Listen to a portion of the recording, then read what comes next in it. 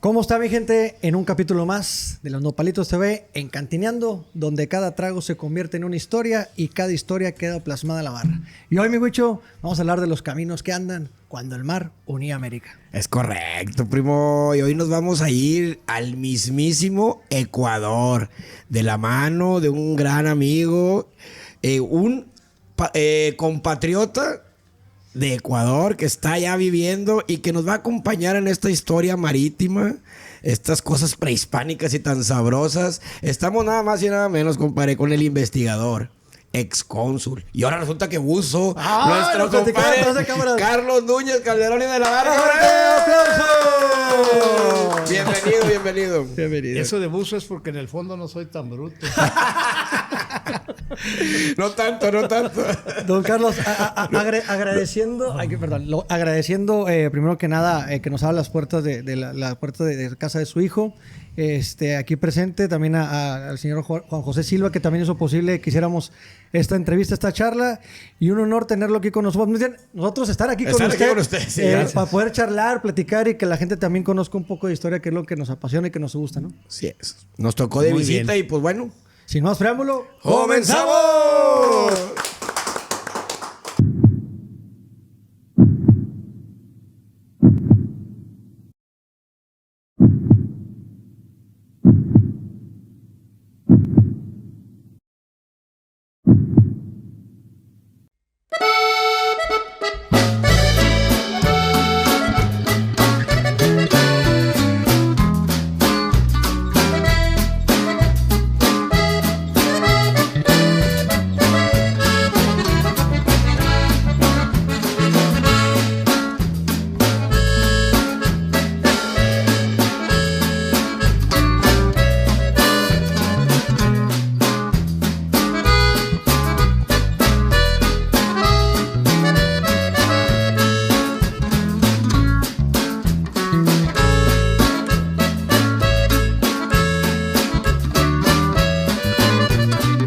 Don Carlos, pues como le mencionaba ahorita, ¿qué cree que haga falta para poder platicar un poquito más a gusto?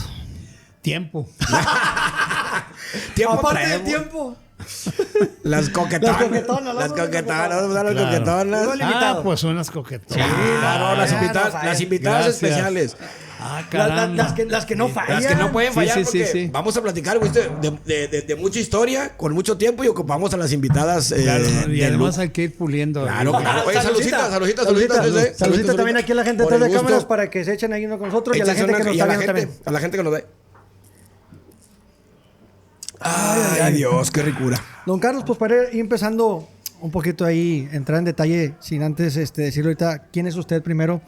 Queremos preguntarle, para quienes no lo conocen, ¿cómo fue el camino de aquí, desde México hacia el Ecuador? Cuéntenos un poco. Bueno, de una manera relativamente prosaica, unos ojazos negros. Encantadores. Tan rápido salió, dijo. Sí, así es que fuimos por allá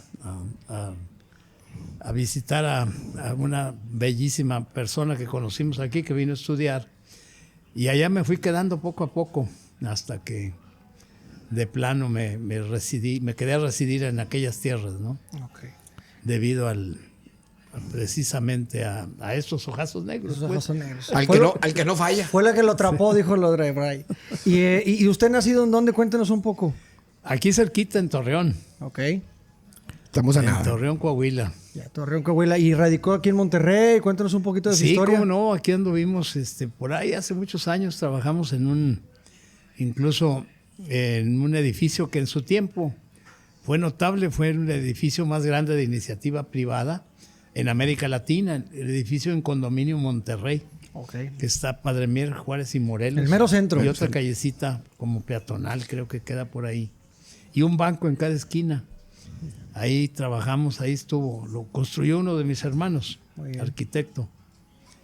Y precisamente ahí tuve la suerte de enfrentarme, pues, además, con este Monterrey y pasar bruscamente del domingo de 5 pesos a ganar mi primer dinero y tal. Por eso le tengo tanto afecto a esta ínclita urbe.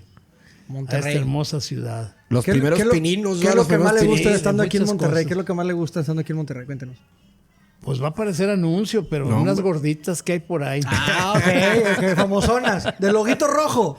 Sí, por ahí. Se pueden decir nombres, no Sí, pasa nada. no pasa nada. Puede Las ser. gorditas de Doña Tota, qué barbaridad, es lo que se extraña profundamente, entre otras cosas. ¿no? Sí, sí, Por sí. supuesto. Por supuesto que había más cosas. ¿Qué recuerdos, no? Sí, ya Ya les puso nostálgico. Sí, claro, ya Sí. me puse nostálgico. Ya mejor no. Ya no le tocamos. Mejor no le Saludos, sigo. saludos a nuestro amigo y compadre Francisco Ramos. Platicamos ahí de Ciudad Victoria, donde son originarias las gorditas Doña Tota. Y ahí mire. platicamos con él. Y un saludo y vayan a ver el capítulo. Es correcto. Bien. Usted fue cónsul, ahorita mencionaba a mi primo allá en Guayaquil, Ecuador, Sí, ¿verdad? fui cónsul honorario. ¿Y cómo de ser cónsul al tema de la historia, cómo le llamó la atención?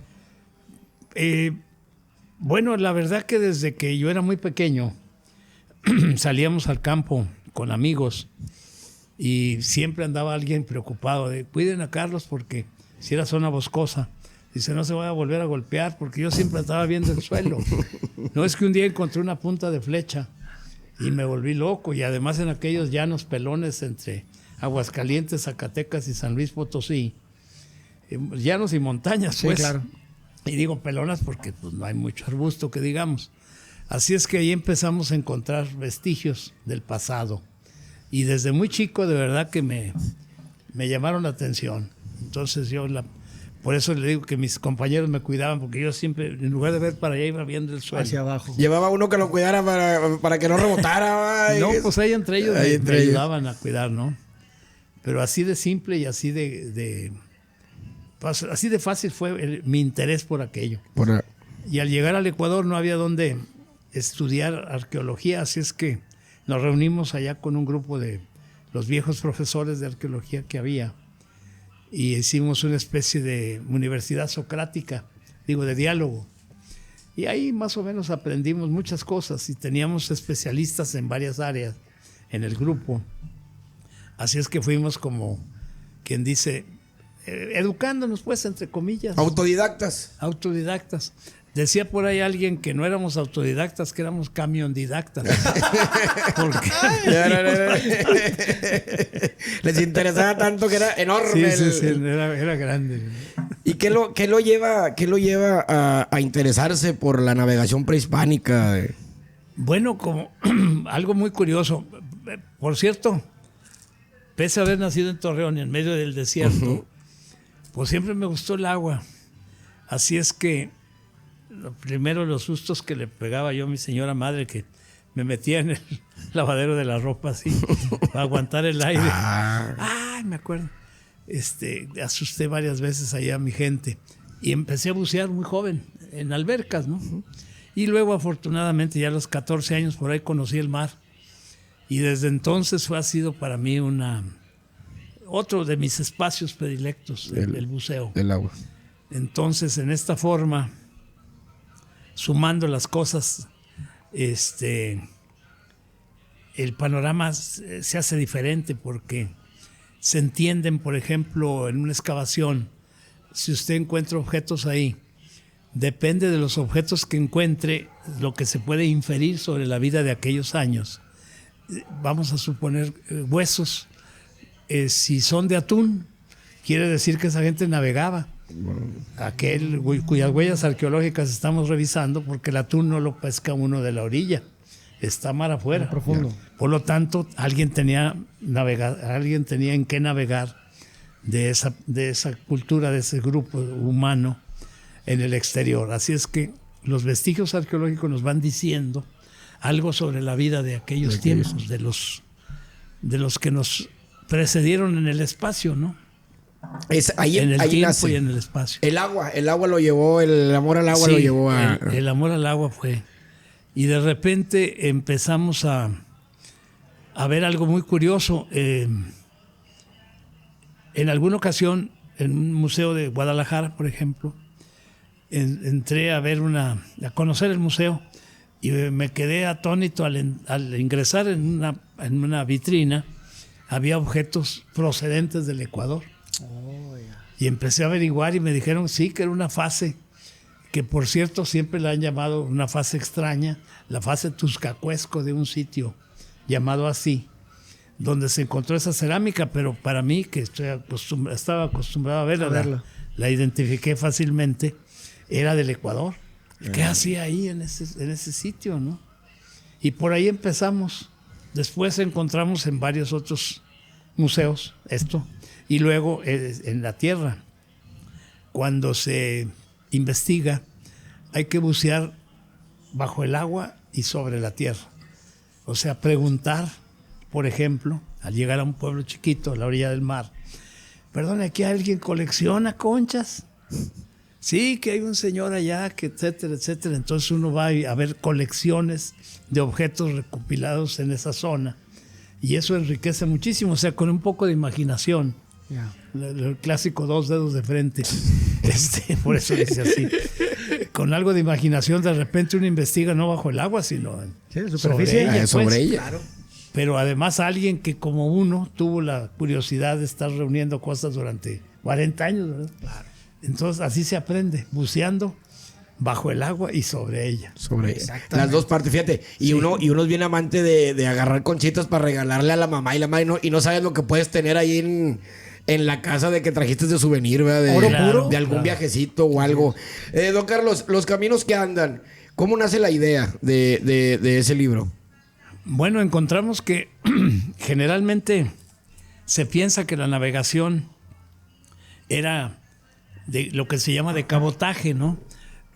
Hay quien se ha adelantado a mí también de muchos años atrás, diciendo que efectivamente que en algunas zonas de Centroamérica se encuentran vestigios, por decir en El Salvador, vestigios teotihuacanos, vestigios lingüísticos en ocasiones que indican que hubo comunicación entre pueblos, pero no necesariamente fue a pie, sino que en este caso descubrimos que marítimamente estamos más cerca de unos lugares de lo que sospechábamos. Y cuando verificamos cosas como esta, trato de hacer un breve resumen. Por ejemplo, las corrientes marinas.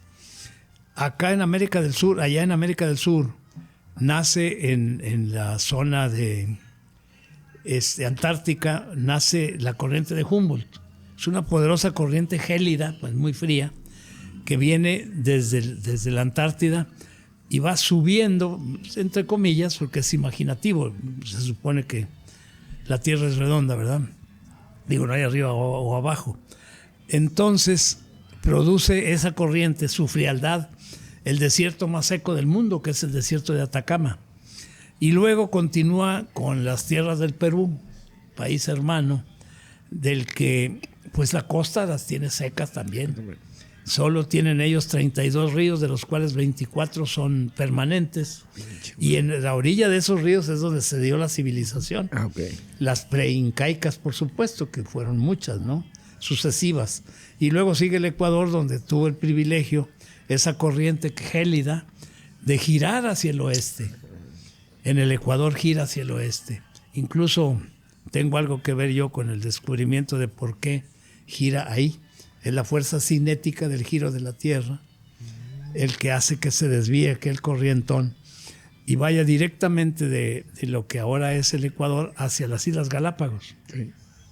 Y de las Islas Galápagos, ahí llamémosle un partidero de influencias marítimas, la contracorriente ecuatorial y una serie de cosas que aproximan a la curva de la costa mexicana. O sea, sí era posible navegar hacia allá. Ok. Sí era posible. Luego encontramos documentos que curiosamente nos indicaban que esto de que estaba yo infiriendo, o sea, sí, claro, meditándolo, pues, encontramos documentos como el famoso lienzo de Jucutacato, que uno de sus originales, bueno, una copia del original, reposa en el Museo Nacional de Antropología. Y en ese lienzo vemos nada menos que a unos navegantes que van a llegar a la costa mexicana. El símbolo está muy claro, está llegando a un sitio llamado Zacatoyán, Zacatula, ya un poco castellanizado y acercado a nuestro tiempo. Y es la desembocadura del río Balsas. Y ahí atención, ¿por qué el río se llama Balsas? Eso ahorita lo vamos a comentar. Claro que sí, Marcelito, vamos a ir desmenuzando para que poco a se poquito. queden Así es. Y no le digo ahorita para que la gente se quede un poquito enganchadita ahí con la otra, ¿verdad? Sí, ¿verdad? Ahora, don Carlos, hoy, siempre hemos sabido de que el océano a veces divide culturas o cosas por el estilo, ¿no? En su investigación, ¿cuál es la idea principal o central en lo que usted se basa? Más que, ahorita usted empleó la palabra dividir. Es correcto. Divide culturas. Más bien las une. Ok. El mar nos une en este caso.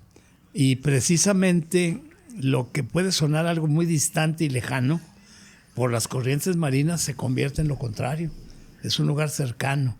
Y con un poco de suerte, el camino no es solo de ida. Hay camino de ida y de regreso. Claro.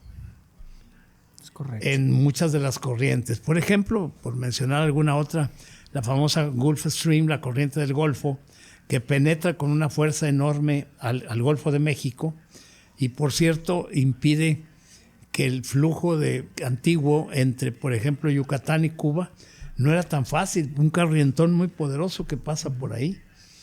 O sea, entra con mucha fuerza y esa corriente sale y va a parar nada menos que hasta Europa del Norte.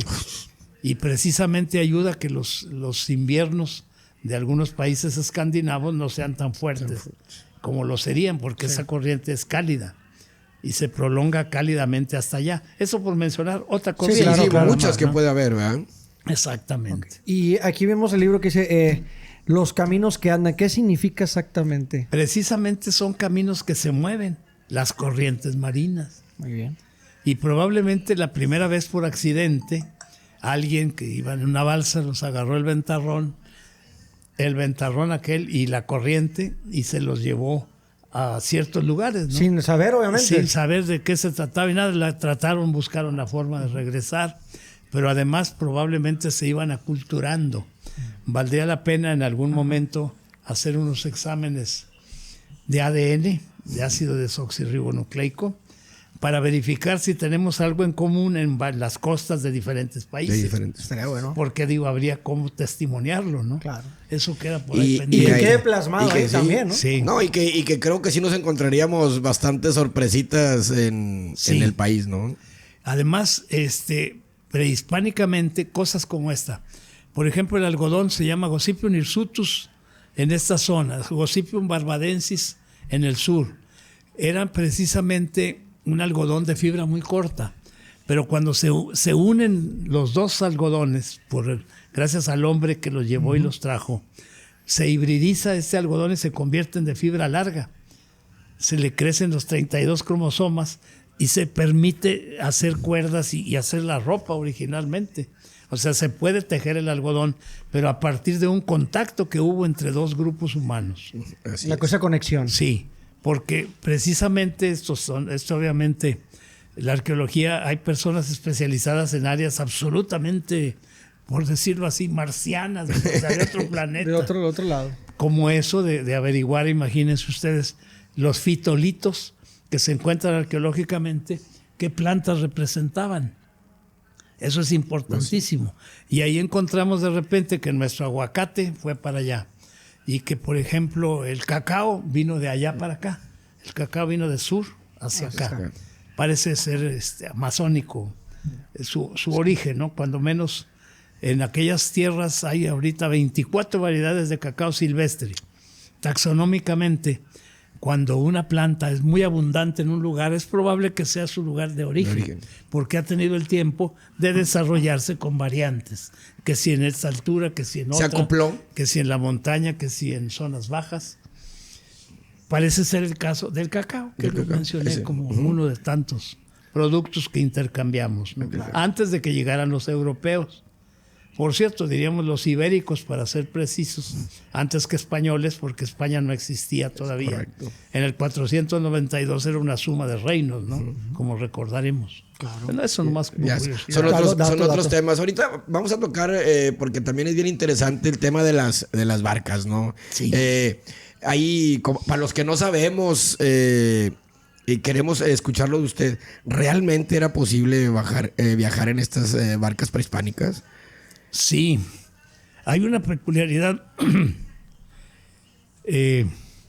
Parece ser que en el Ecuador la Ochroma piscatoria, que es el nombre, u Ochroma piramidalis, hay dos variantes, es el sitio de origen de ese tipo de madera, porque en los países vecinos no se encuentra esa madera. Y esto nomás vale reflexionar un poco sobre lo que es la madera de balsa, que se convierte cuando empieza la Segunda Guerra Mundial en material prácticamente bélico de primera instancia, en material estratégico. Nadie se acuerda, pero los chalecos de salvavidas de creen que eran los originales, de trozos de madera de balsa envueltos en tela. Había trozos de madera de balsa, eso eran. No había todavía el hule pues utilizado como lo conocemos. Hoy. Entonces imagínense con la guerra encima, ¿cuántos marinos estaban navegando? No, pues bastantes. En un bando y en otro. Se dice pues que también alguien me dijo que habían encontrado vestigios de balsa muy relativos, antiguos, en Costa Rica, y efectivamente estuve buscando documentación y encontré que en el 36 habían llevado cepas para sembrar allá, que quedaba más cerca de determinado mercado, cepas de madera de balsa, pero es originaria del Ecuador. Okay. Imagínense eso, y además tenía otro poder, la balsa era aislante en los frigoríficos de los barcos también. Y los ingleses llegaron a hacer el mosquito.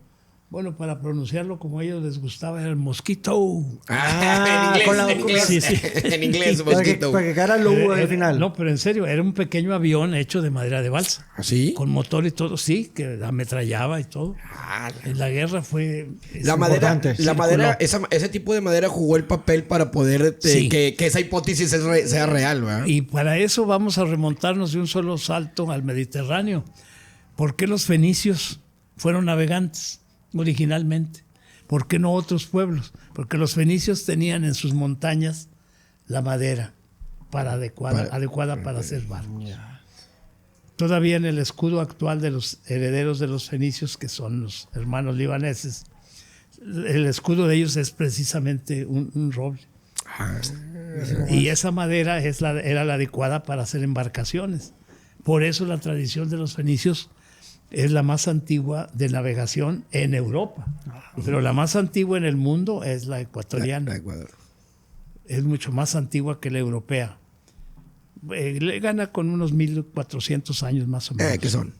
Digo, para ahorita, ¿qué son? Sí, claro, para hablar de historia, ahorita, ¿qué son? Pero precisamente por ser una madera nativa de un lugar, de un sitio específico, en donde hace que se desarrolle toda una tecnología que va paralela a la propia madera, porque no se trata de que exista la madera, sino de cómo se prepara, cómo se amarra, cómo se ata, cómo se sujeta. Y hay como, esto lo cuento como cosa curiosa, ha habido muchas personas aventureras y respetables que han hecho viajes y les falla el primer viaje y el segundo y el tercero, haciendo viajes en balsa, porque se asesoran actualmente y hablan con un fabricante, por ejemplo. La madera de balsa se sigue comercializando. Y le piden asesoría, entonces sale un ingeniero forestal. ¿Y qué los lleva a hacer? A conseguir la madera de balsa más seca posible. Porque eso, industrialmente así es como se trabaja. Todos creo que jugamos con avioncitos de balsa cuando éramos muchachos. Parece que data de muchos años atrás. Pero precisamente para navegar es lo contrario. Esto me lo dijo un viejo cultivador de balsa, que era precisamente lo contrario, que tiene que haber luna llena y estar el tronco ahito de savia hasta arriba. Y empleé bien la palabra, o sea, que la savia esté hasta arriba. Y en ese momento se corta. No industrialmente que se seque, sino se trata de eso porque la savia es más liviana que el agua de mar. Y a la vez sirve de repelente de la broma y ciertas especies que atacan a la madera. Hay algunas cosas, y la otra cosa de lo que se preserva es del azogamiento, del asolvamiento de la madera, ¿no? Que se embebe de agua y en un momento dado ya no puede navegar. Pero si se cosecha en la forma que les acabo de decir, el éxito es continuo. O sea, una balsa puede ir y venir a lo largo de un año, estar en el mar y no embeberse, ¿no? Sí. ¿Cuánto tiempo puede durar una balsa? Y ya lo dije, como un año. ¿Un año? ¿Más o menos? Fácilmente, sí. Y si tiene quien le ayude y demás de medio sacarla del agua y secarla, se escurre. Se usa todavía hasta ahorita, en el Ecuador hay una costumbre muy bonita de usar la balsilla, que se hace de 3 palos de balsa. Como cosa curiosa, las balsas siempre se hacen del número non. O sea, o 3 palos, o 5, o 7, o 9, no par. hasta 11. Porque precisamente el 1 hace las veces de quilla, de proa, pues, ¿verdad? Entonces son como decir una mano, ni más ni menos. Y con corte escalonado para resbalar sobre el agua. No la corta, la resbala sobre ella porque flota, ¿no? Entonces, estas peculiaridades de la madera, pues desde hace muchos siglos, la manejó ese grupo humano que vivió en la costa del Ecuador. Y gracias a eso, pues, hubo los contactos de los que puse como ejemplo un par de testimonios. Sí. Hay más, ¿verdad? Sí, no. De testimonios de aquella comunicación. Al rato vemos el lienzo de Jucutacato. Sí, ahorita lo cosa vemos. Curiosa. Ahorita usted habló de la corriente de Humboldt. ¿Cree que haya sido esa corriente el papel más importante que jugó en esa época para esa comercialización o transición de las barcas? Originalmente la corriente de Humboldt se llamó Corriente del Perú. Y precisamente cuando vino don Alexander von Humboldt acá, que también estuvo en México, y aquí a nosotros nos dejó un plan y una especie de calendario de los vendavales de la mar aquí en México. Hizo unos trabajos extraordinarios. Humboldt fue un genio que viajó por todos lados. Hay otra peculiaridad de la corriente de Humboldt que milagrosamente, pese a que el Ecuador es una zona tórrida, como su nombre lo indica, el Ecuador, el sol siempre en el cenit, pero curiosamente el agua tiene casi la misma temperatura enfrente de Guayaquil que enfrente de Santiago de Chile. ¿Y cómo entendemos esto? A lo largo de los años fuimos descubriendo que había una especie de... que la corriente no era una cosa que se movía así, sino viene en esta forma. Espiral. En espiral. Y precisamente arrastra los fosfatos y nitratos del fondo, del agua fría que pesa más, que está abajo, y la eleva. El upwelling le llaman en inglés a esa especie como brotante, pues, el frío. Y el agua fría que conserva el oxígeno es la que conserva los alimentos, el fitoplancton, que da origen al zooplancton. Y el inicio de la cadena alimenticia es con agua bien fría. La corriente de Humboldt es una sopa de pescado que va por ahí. Maravillosa, por cierto. Es increíble. ¿No? Entonces, esto de que venga en esa forma, hace que las temperaturas se parezcan mucho. Y en el Ecuador, para bucear, aunque no lo crean, usamos neopreno de 5 milímetros. Traje de neopreno completo, ¿no? Puede estar bien protegido. Abajo está helado. Heladísimo. Abajo. Yo me imagino. Por cierto, ahorita nos platica. No, pero me imagino. Ahorita nos platicaba de que están hechas las balsas de tronco. Ahorita, el término guara, ¿qué significa exactamente y por qué fue tan importante en su investigación? Quilla móvil. Una guara es una quilla móvil. Nadie tiene una paleta que se acabe de comer para usarla como ejemplo. No, cerveza tenemos, pero... ¿Le sirve como un tronquito? Présteme el encendedor. ¿El encendedor? Ok. Los troncos vienen en esta forma. Y la guara es una plancha de entre 35 a 40 centímetros, pero de hasta más de 2 metros de larga.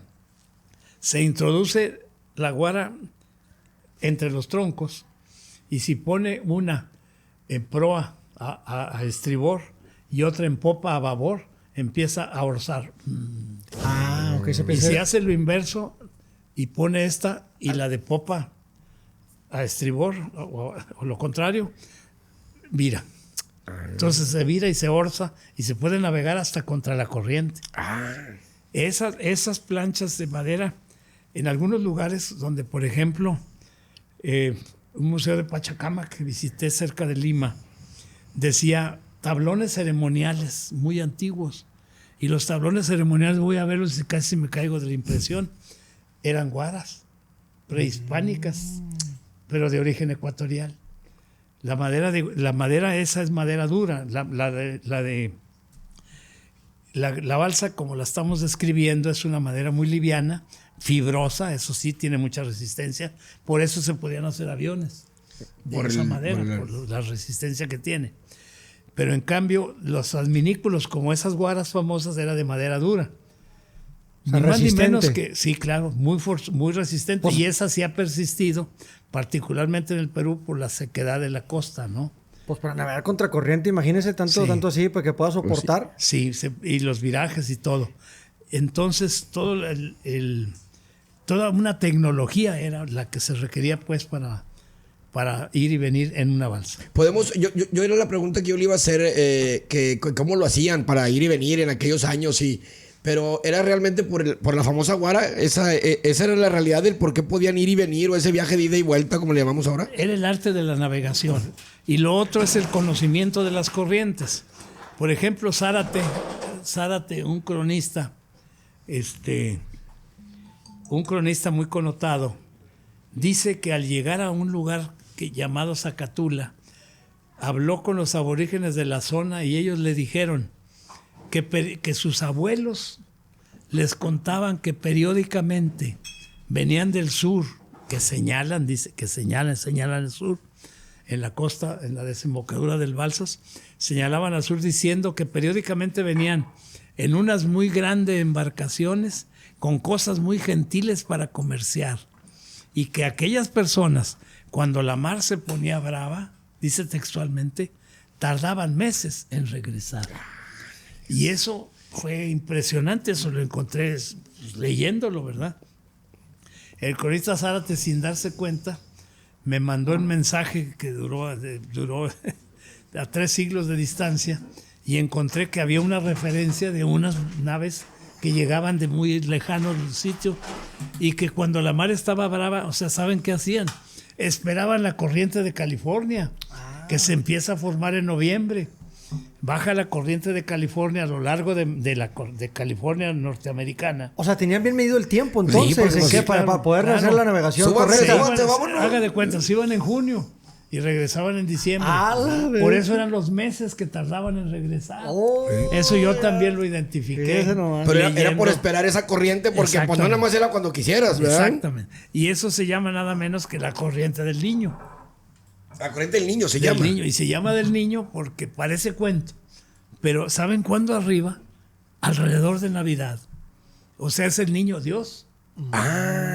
Llega el niño Dios. Por eso le llamaron Pero no crean que estoy inventando. Llega el día 23, a veces el 22, y si no es el 24, el día 25 suele llover siempre, el día de Navidad. Y si no es el 26, a veces, no, pues ahora no, estamos extrañando, ahora no llovió.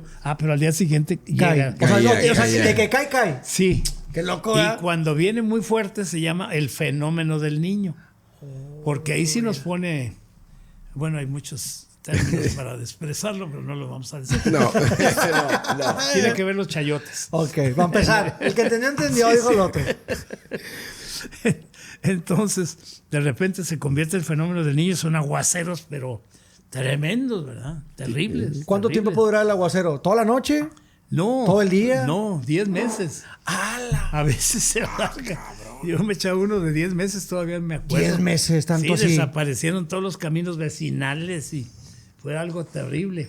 Y peor aún, si tenemos marea alta, No, sale no peor. desfoga. Vaya, tú es que todo el Ecuador, hasta la costa, pues está a nivel del mar. Sí, lógicamente. claro. Como es natural, tiene diferente climatología que la de la sierra, que la de la montaña, los Andes, porque la climatología de los Andes depende de la olla amazónica gigantesca. Es una variante de clima. En cambio, en la costa depende específicamente de las corrientes corrientes. marinas. Entonces, El clima, ¿no? El clima de allá. Podemos hablar, don Carlos, que es una ingeniería muy avanzada, ¿no? Para su época, porque pues si ahorita con lo que tenemos a veces batallamos en aquella época para investigar el tipo de madera, cuándo cortarla, cómo regresar. Estamos hablando de una ingeniería demasiado avanzada, ¿no? Sí. Bueno, y vamos a contar algo que nos atañe pues aquí en México. A ver. Algo curioso, que está también escondido entre los conocimientos que hemos ido adquiriendo ahí poco a poco.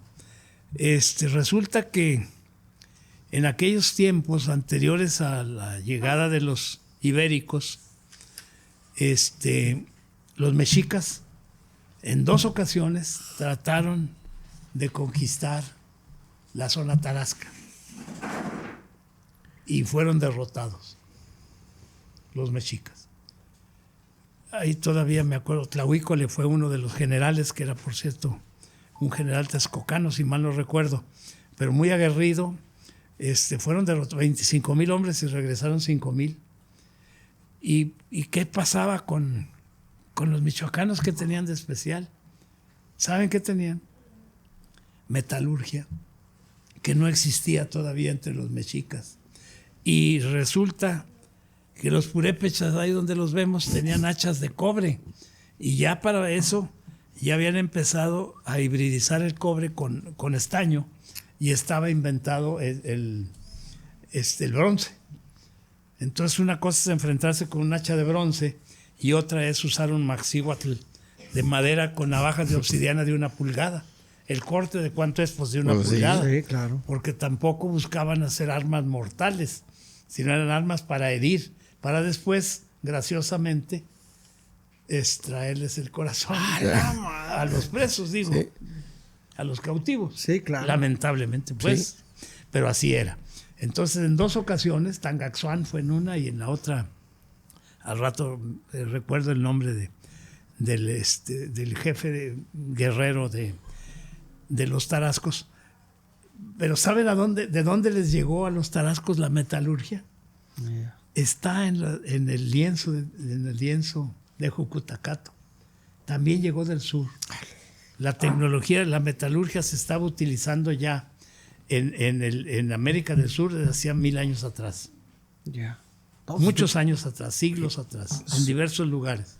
Y esa metalurgia llega, según vemos en unos grabados que están por ahí, al rato los podemos ver de cerca, llegan navegando en aquellas balsas de las que hablamos. De las que hablamos hace rato. Una de las cosas que llegaron ahí fue la metalurgia. Entre tema de evidencias arqueológicas y muchas cosas más. Y sí, esto, sí, por cierto, si no están avisados de qué se trata, pues pueden ver 100 veces, como lo hicieron en 500 años, el lienzo. Y nadie se le ocurrió, veía unos señorcitos con un tubito y una vasija aquí. Entonces no sabía si estaban chupando algo con un popote. Ojalá, soplando. Oye, ¿qué tal así?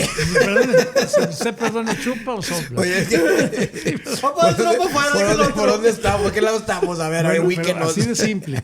Y resulta que ese se llama nada menos que una guaira. Guaira quiere decir viento. Okay. Por cierto, en un protoquichua muy antiguo, guaira quiere decir viento. Entonces estos señores están soplando con un tubito al pequeño hornito en donde se funde el metal. El metal. Y ahí está, en el lienzo de Jucutacato, está ese dibujo. Y se ven las siluetas de las hachas que estaban fabricando. Eso también no es muy conocido. No, yo creo que mucho de esto.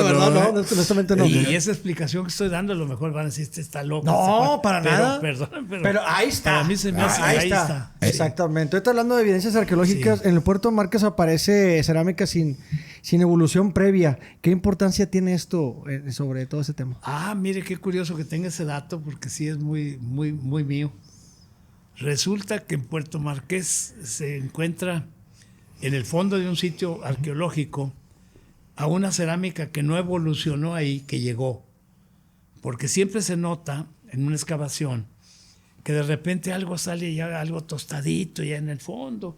Cuando empezaron a ellos a ver que algo de barro que acercaban a la lumbre se convertía en algo tieso y utilitario, ¿no? Nace pues la vasija y nace lo que aborrecía Mafalda. Nacen los caldos. O sea, la tecnología de la cerámica trae un cambio en la dieta monstruoso. Más niños sobreviven después con su comidita ya hecha en recipientes que el simplemente asarlos a fuego directo o en una piedra. ¿Se acuerdan que hay caldo a la piedra y cosas por ahí de recetas? En este caso, el invento de la cerámica trae muchas cosas de por medio. Por eso la cerámica que se encuentra ahí es aparentemente, según lo que pude yo analizar, es Valdivia tardío. O sea, es una cerámica que vino del Ecuador. Aquí se conoce como la fase POX, con X, viruela. Es una cerámica que tenía agujeritos chiquitos al cocerse, ¿no? al hacerse. O sea, era más cómoda como Y que esa cerámica llegó. No es que evolucionó en el lugar. Así junto llegó. con la que llegó a la costa al ladito de Acapulco, a Puerto Marqués. Ya. Ahí tuve el gusto de ir a visitar, por cierto, un museo que casi nadie lo visita, lo tenían cerrado cuando yo fui. Hace años el gobernador me hizo el favor de ayudarme, me mandó a quien me abriera el museo, entramos ahí a las telarañas y fue impresionante porque los tiestos que vi ahí eran, los tepalcates eran del Ecuador. Era impresionante. Ese museíto está atrás del Hotel Hyatt Regency. Por la costera. Ahí existe, ahí debe estar todavía con llave porque supongo Ahí debe estar abierto los labios con la ¿Y otra vez. qué es el Spondylus Princeps? O corríjame si lo estoy diciendo de la mejor manera o lo dije incorrectamente. Sí. No, muy bien. Y para pronunciarlo abajo del agua estuvo clarito. Bueno, es que me lo otro traguito. Hablamos mejor con un traguito. Sí, Dijo el yo otro. también- Quisitarle yo también me salud, apoyo. salud, échale. Ahorita toda la raza que está Acá la viendo. raza trae-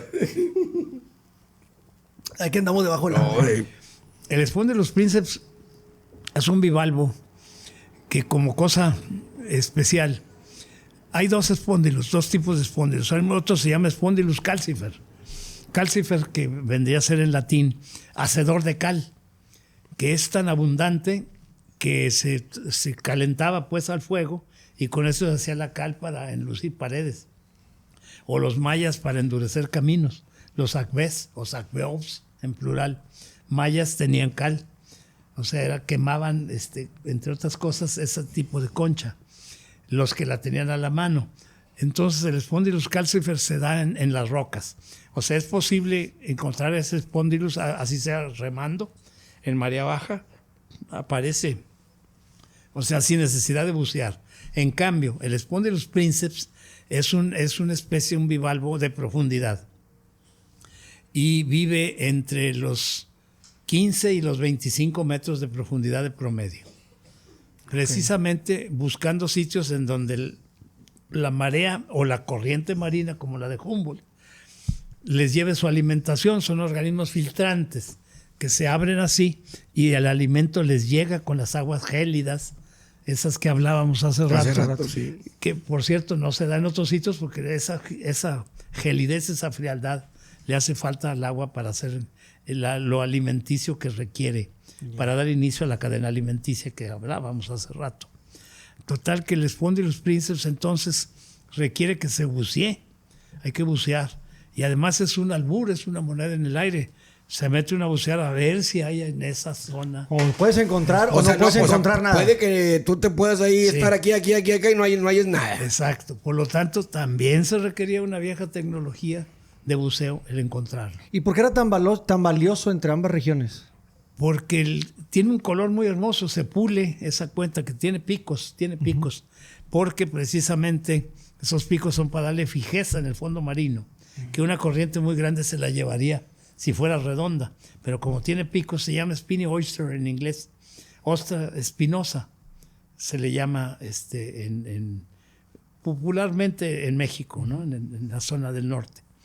Así es que esas peculiaridades tiene esa concha, pues, que es de ese bivalvo, que es de profundidad. Y de acuerdo a la alimentación que tiene, en este caso los foraminíferos del Golfo de Guayaquil, que son los que le dan esos colores espléndidos a las Spondylus de allá.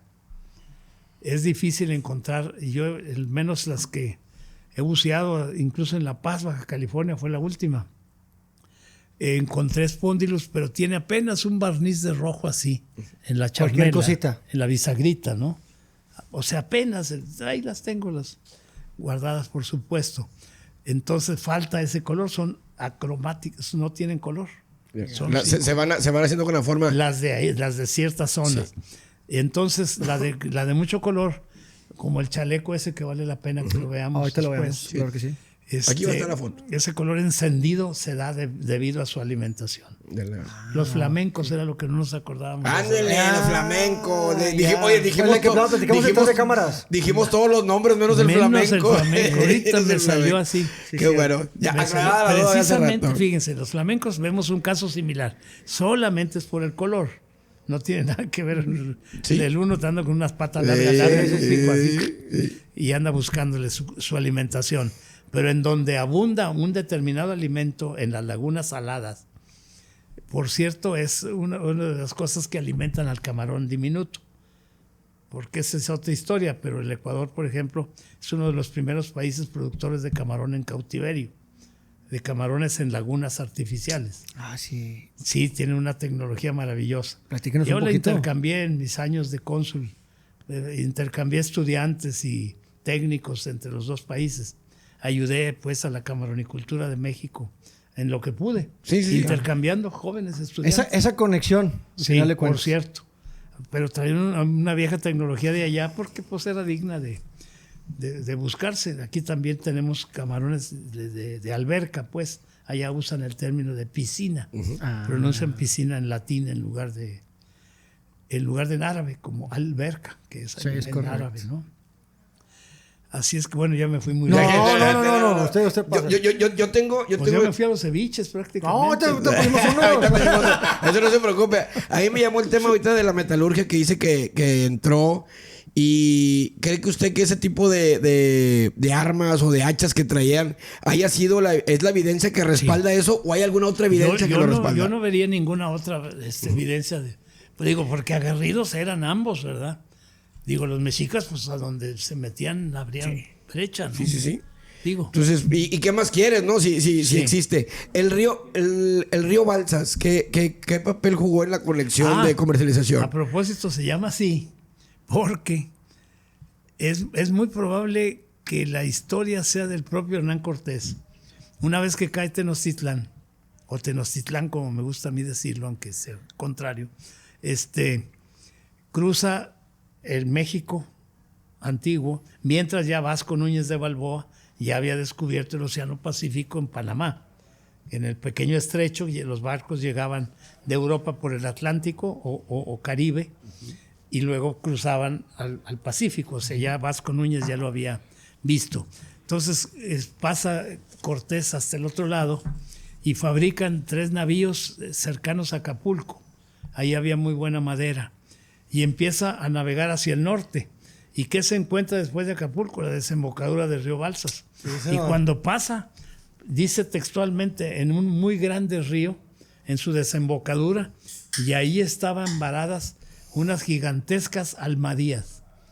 Por supuesto usando, otra vez repito, un nombre en árabe, almadía. Ah, ok. Pero significa balsa. Ah, ok. Sí, pero lo que en el texto yo me acuerdo haberlo leído, muy claro, y habla en plural, o sea que cuando menos había 2. Ya. Mínimo. Pero entonces por eso se le llamó el río de las balsas. Ya, ok. Lo ok, que ok. nadie supo, ni saben ahorita todavía, es que esas balsas, en ese periodo histórico, eran huancavilcas, manteña huancavilcas del Ecuador. Interesante. De lo que uno se entera, dijo la otra, ¿verdad? Sí. ¿Y hasta cuándo? ¿Y hasta cuándo? Sí, te debes Exactamente. enterar, ¿verdad? Ahorita, o hablando ahora un tema, cambiando un poquito de tema a la mitología, la figura de Quetzalcóatl aparece vinculada en el mar. ¿Cómo interpreta usted esa relación? Cuéntenos. Por cierto, voy a decir algo muy simple que para mucha gente puede ser desilusionante, pero en una ocasión que estaba yo buceando a pulmón, sube y baja, porque empecé a encontrar vestigios. Parece que por ahí se había hundido alguna vieja embarcación y estaba encontrando objetos recolectables. Se me hizo tarde sin darme cuenta y ya me estaba agarrando el atardecer. Y me di cuenta que me había avanzado mucho mar afuera. ¿Se acuerdan que uno flota, no? Si se dan los pulmones llenos de aire y trae uno aletas, el asunto es, uno se sostiene sobre el agua, horas puede pasar, ¿no? No se necesita nadar sino los pulmones llenos de aire lo hacen flotar. Volteo hacia la playa y me di cuenta, hijo, estaba lejísimos, y pues voy a empezar a nadar ya hacia la playa. Y empiezo viendo la playa, soplaba un viento terral porque sentí la frescura, un viento de allá para acá, y el húmedo de aquí para allá. Y de repente se empieza a formar una nube enrollada a todo lo largo de la playa que yo estaba viendo ante mis narices. Su pinche. Quetzalcóatl, Qué hermosura. la serpiente emplumada. Para mí, de ahí nació. Ahí nació. Ahí nació. Y ese qué bonito. De Qué eso bonito. eso fue personal, repito. Ya. Pero por Dios, y además, con el viento de ambas partes, esas despeinaditas, pues ni más ni menos que como unas plumitas que tuvieron.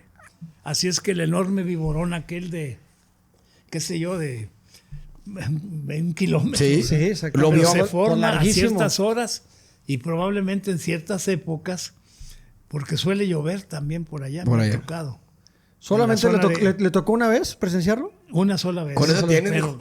Con eso se tienes. dieron las circunstancias precisas y creo que pudo haber nacido de ahí esta tradición, Esta pues, figura. de la serpiente emplumada. Que por cierto, ese Acatl Topiltzin Quetzalcóatl, el gran señor Quetzalcóatl, existió y se supone que fue un personaje que dejó huellas en varios sitios.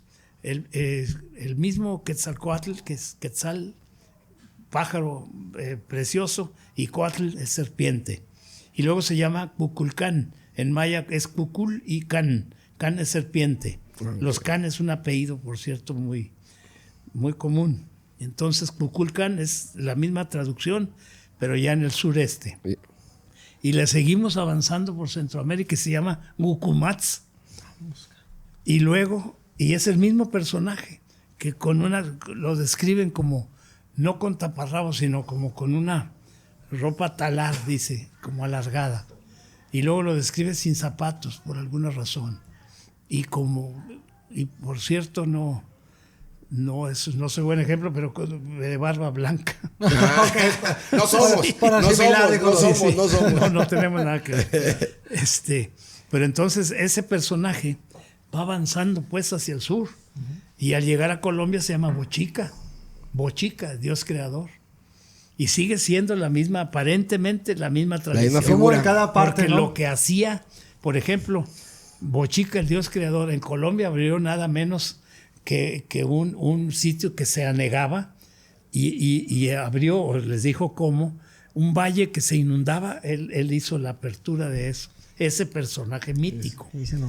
Pero el personaje mítico también me costó muelas Mucho. encontrarlos. Investigarle. Pero igual existió también hasta el Perú. Vaya. Y en el Perú incluso hay una tradición también donde dice que después de haber cometido una barbaridad que se dice de varias cosas que fue con alguna dama por ahí, que se sintió avergonzado y avanzó hasta regiones ecuatoriales y ahí se embarcó en una embarcación de serpientes y se fue. La embarcación de serpientes pueden haber sido los troncos de la madera de balsa. Sí. Exactamente. Y Porque eran muy dice- artísticos de en lo aquel que tiempo. Eran muy platicamos ahorita artísticos. exactamente. Entonces- Pero así está, en serio, la historieta está traducida así. Así está. Y es una vieja historia recogida por los cronistas, ¿no? Los cronistas españoles. Interesante. Échale mucho. ¿Usted cree que los mitos puedan conservar memoria histórica de los acontecimientos pues, de aquella época antiguos, no? Sí es muy probable que casi todo lo que recordamos sea algo que se generó. Y hay una cosa que se nos olvida. Las civilizaciones mexicanas tuvieron palabra escrita desde muchos siglos atrás. Los olmecas tenían documentos. Existía todavía el trabajar y además teníamos materia prima. ¿Se acuerdan que los egipcios escribían sobre papiro? El papiro se escribe precisamente sobre una caña tubular que en el Ecuador se utiliza para hacer lanchitas, porque flota. El papiro flota, el papiro se amarra y son como tubitos, pues, y se pueden hacer embarcaciones. Todas las que hay en el Titicaca son de totora, se llama totora en el sur. Y nosotros en México la llamamos tule. Pero es un junco acuático flotable. Ya. Y en eso se pudo navegar, por cierto, ¿no? Y es la única forma que tenían, por ejemplo, las viejas civilizaciones peruanas de la costa. En todos sus documentos, yo he pasado horas revisando eso, más personalmente cuando he estado por allá. Y no existe la balsa en el Perú. es en el Ecuador. En el Ecuador. Porque lo que flota en el Perú son las balsillas de totora. En Trujillo, por ejemplo, además es lindo para manejarlo, se maneja con remo de pala y la pala además se hace, eso me parece maravilloso, de un trozo de caña cortado a la mitad. Entonces toda la mitad sirve de empuje, porque una caña de este grueso No, pues cuando te la acabas. es un remote, pues. Sí, sí. Y esa caña era parte de la estructura de las balsas.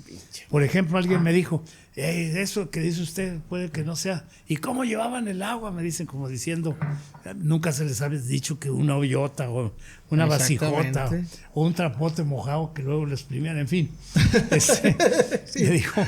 Le digo, ¿sabe qué? Precisamente esas cañas estructurales, si la caña se perfora a lo largo, se convierte en un tubo que se puede llenar de agua. Claro, y además de estructura, ahí lleva el agua. Ahí nació el PVC, yo creo. Sí. Está el huecote y por ahí transmite. Y ahorita que dije agua, salud. Salud, ahorita está la receta entre cámaras. Qué chulada. Le paso una, don Carlos, por favor, para que esté aquí con nosotros. Sí. Ahorita vamos a ver una nueva mirada hacia América. Usted escribe el Pacífico como Mediterráneo americano. ¿Qué significa eso? Cuéntanos. No, solamente por el área, por lo que se dio el caso, que ya lo mencionamos hace un rato de pasada, de que precisamente ciertos pueblos navegantes como los fenicios en el Mediterráneo, gracias a que tenían madera muy adecuada para hacer embarcaciones, lo fueron navegantes. Y además, por supuesto, que todavía son un ejemplo hasta ahorita de su espíritu de comercialización, por supuesto. Ese innegablemente lo tenían desde hace siglos. Y como cosa curiosa, esto no es una curiosidad, la palabra fenicio viene del griego feniques, que es griego, que quiere decir rojo. El feniques eran los rojos, los colorados. Curiosamente, hay mucha gente rubia entre ellos, aunque parezca increíble, por un lado. Y por el otro es porque uno de los objetos, de las sustancias o materiales más popular que ellos comercializaron en el Mediterráneo fue el rojo, de lo que eran los trajes, por ejemplo, en el ejército romano. ¿Se acuerdan los trajes sí, rojos? Cómo no, eran las películas, todo. meros. Entonces ese rojo, feniques quiere decir rojo, de ahí viene la palabra fenicio. Por cierto, ¿no? La palabra fenicio viene de ese color. Ya. Y eso, ya buceando, esto ya por mi lado, esto es un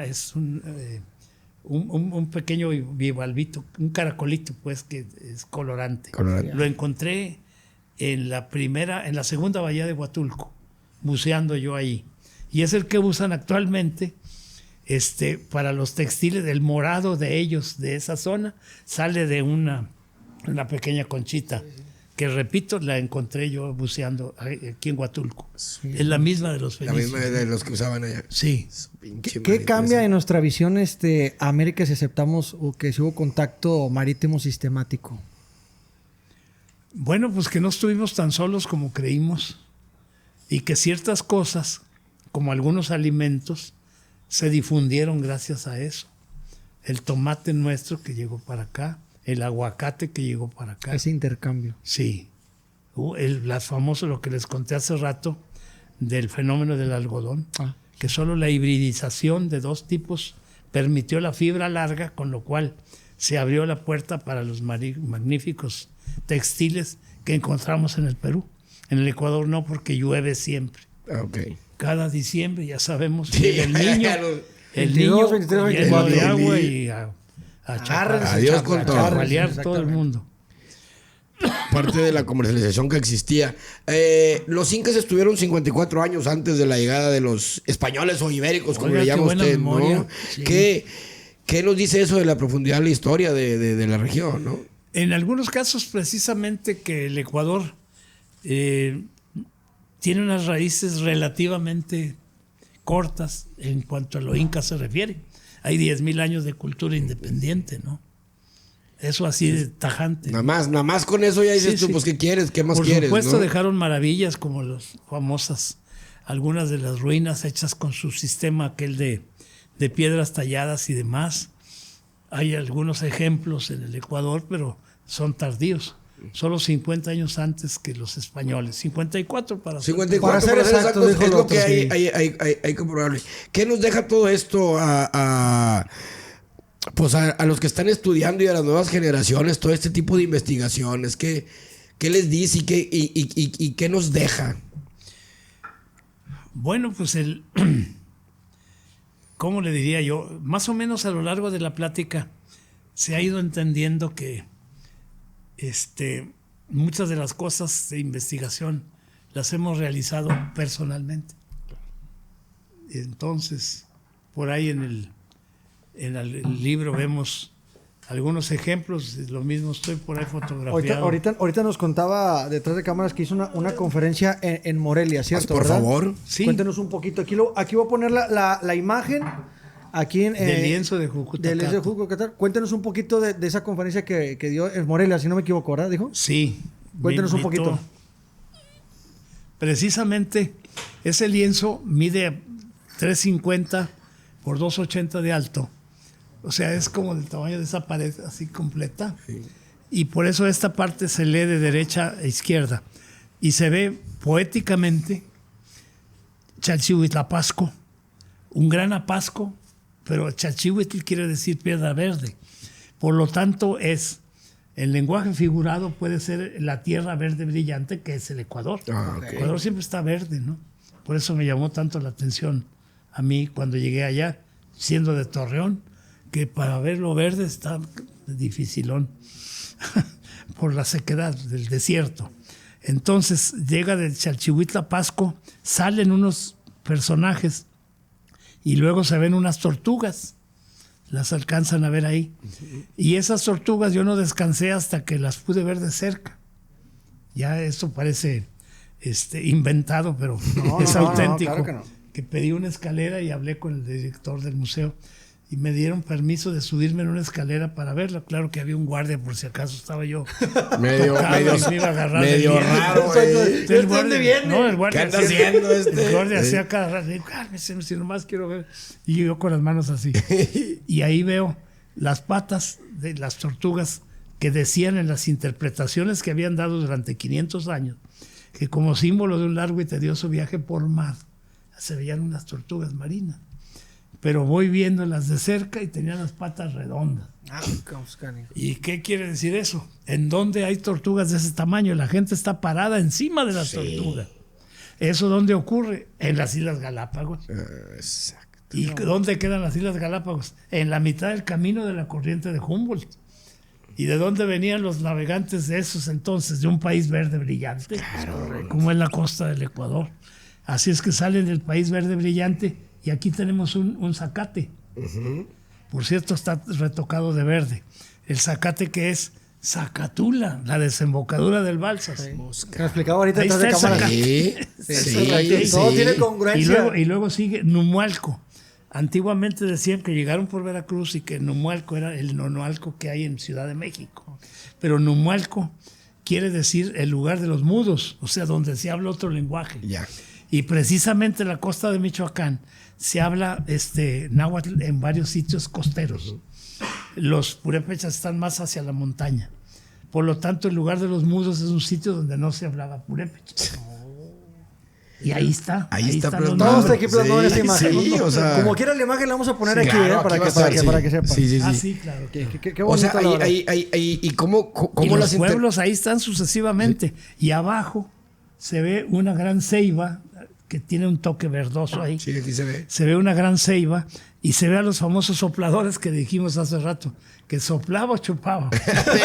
No sabía si venía o inhalaba. No le muevan. No le muevan. Nos vamos a desviar. Déjenlo ahí nomás. Total que soplaban y era precisamente la manera de fundir metal soplando sobre él. Acelerando, aumentando el calor. Guaire, que repito es el nombre que tiene esa manera. Y se ven unos objetos oscuros alrededor, son los perfiles de las hachas. Y los instrumentos, como por ejemplo el instrumento en forma de media luna con el que se cortan los magueyes, y una serie de cosas son prehispánicos. Sí, exactamente. Sí, y ahí es donde te das cuenta que qué más evidencia quieres, porque todo eso se le llama un estudio, no de ahorita, de antes, el porqué, el de los mudos, todo eso es que es así, no hay otra manera de explicarlo, ¿no? Hay una razón, hay una manera, y ahí está plasmado, ¿no? Como que ya la vamos a poner la imagen, Wicho. Claro que sí, aquí va a estar. Ya te comprometí, Bien comprometido, pero esta sí va a estar. Ya sé que no pongo muchas, pero esta sí va a estar. Señor Carlos, para ir casi cerrando todo lo que hemos platicado a lo largo de estos minutos, ¿qué falta por investigar o fortalecer o refinar de toda esta historia? Pues nada más extender un poco el conocimiento y sentir que estamos menos lejos de lo que creemos de antiguas civilizaciones. Hubo comunicación, hubo contactos, se conocieron, fueron y vinieron. Y eso deberíamos aprender. Y ahorita no tenemos relaciones. Y nos conocemos desde hace 3,000 años atrás. Así es. Casi nada. Y ahorita estamos peleados. ¿Cómo está el pedo, eh? Se baja el cero, no contiene, dijo el otro. Triste. Y de una manera muy, muy particular, si usted pudiera resumir su trabajo de su investigación en una idea sencilla, ¿cuál sería? No, pues yo mismo me veo en el espejo y digo, qué bruto, ¿cómo hiciste esto? Bucear de Oaxaca a Baja California. Sí. No, también en el Mediterráneo. En todos lados. En todos. Sí. Sí, qué bonito, la verdad. En todos lados. Precisamente por ver las cosas de cerca, ¿no? Eso es lo que... Eso es lo que venía. El Océano Pacífico no fue un muro, ssino que fue un puente entonces. No, es que también otras cosas, por ejemplo, estar en la isla de Java. Dejaba mucho que desear el no ir. Como varios aquí. Sí, no. Varios. De ninguna manera. Pero en serio, estuve allá porque, por ejemplo, ellos fueron grandes navegantes, pero en base de, gracias al procedimiento de usar un balancín, o sea, una barca modesta, pero con un balancín que permitía que la barca no se hunda, no se voltee, no se vire, sí, virar la palabreja. Entonces, este tipo de cosas. Entonces estuve observando cómo navegaron en otros lugares, ¿no? Yeah. Por supuesto, eso de estar en las ruinas de Prambanan y ver los antiguos ídolos hinduistas, híjole, es algo impresionante. Además, uno los puede tocar, ahí están, ¿verdad? Y Borobudur Borobudur quiere decir montaña hecha para el Buda. Y es una montaña, pero artificial, por Dios. Yeah. Y tiene 1,400 metros de pasillos, y cada metro de esos está tallado figuritas que están diciéndonos cosas. Quiero decir, hay mucho que aprender a todo nuestro alrededor. Claro. Empápense del tema. Sí. Y a todo nuestro alrededor. Y no le saquen de que es que están locos. No, señor. Ahí, métete, investígate, está plasmado todo. Hay historia. ¿Dónde podemos encontrar su libro? Y por cierto, les cuento una cosa, esto con mucho cariño. Por favor. Para quien de repente le dice, vamos a suponer a su hijo, oye, hijo, vamos al museo. No, yo ya fui. O le dice uno al hermano mayor, oye, llévame al museo. No, yo ya estuve ahí. Hay que ir a los museos con frecuencia, porque los museos siguen iguales. Las figuras, los objetos son los mismos. Los que cambiamos somos nosotros. Eso. Y nosotros cada vez que vamos a ver cosas con más amplitud, con más grandes o más chicas, dependiendo de más qué detallitos. Se trata. Pero vale la pena. Y así es que de borrar para siempre el de yo ya fui al museo.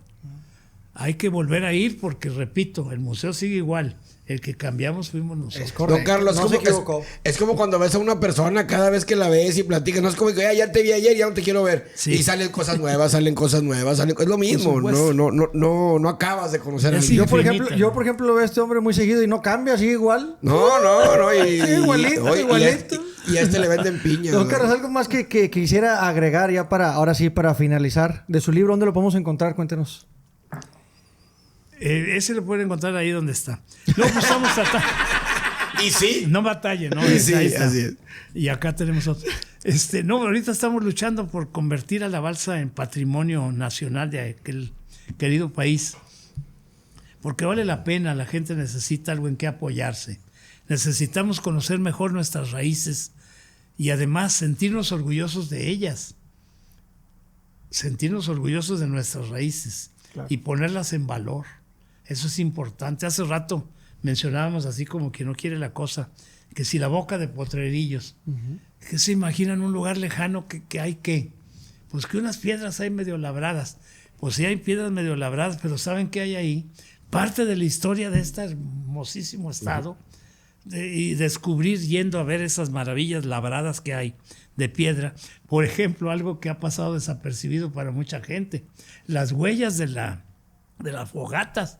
O sea, en Nuevo León hace 10,000 años se comían asados. Don Carlos, y está 2 horas. Ahí está la huella arqueológica. Y está 2 horas. En Mina, Nuevo León, ¿no? En Mina, Nuevo León. Por ejemplo, sí, por Mina. Así es. Y por cierto, otra peculiaridad ahí. Hay una zona donde los nopales son chaparritos y las hojas de nopal son de ese tamaño. Y yo también, y a la segunda vez que pasé por ahí, me tomé la molestia de ver para arriba y ¿saben qué hay arriba? Los cables de alta tensión. Venga, Esos son. Eso Pero los vi hasta la segunda vez. Hasta Pues eso los mantiene chaparros a los nopales. como nosotros. Don Carlos, 2 cosas. La verdad es que la número 1, agradeciendo que nos haya recibido aquí en la casa de su hijo, aquí presente.